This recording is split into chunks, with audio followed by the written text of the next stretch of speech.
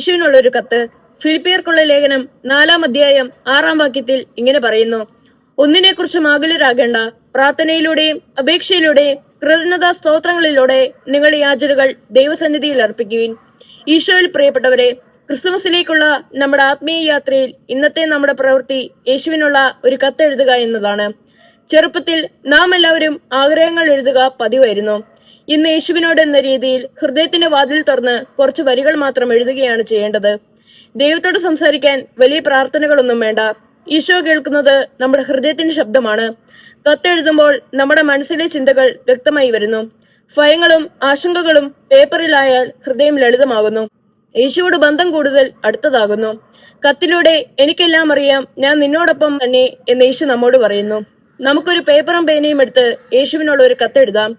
നിങ്ങളുടെ സന്തോഷങ്ങൾ, നന്ദിയും ദുഃഖങ്ങളും ഭയങ്ങളും സ്വപ്നങ്ങളും എല്ലാം തുറന്നെഴുതാം.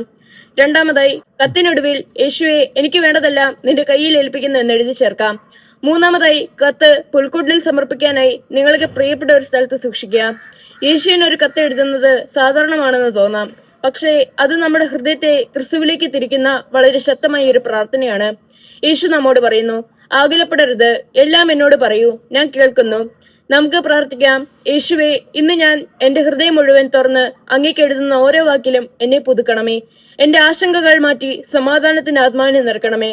എന്റെ പ്രാർത്ഥനകൾ കേൾക്കുകയും എന്നെ കൈപിടിച്ച് നടത്തുകയും ചെയ്യണമേ. ആമേൻ.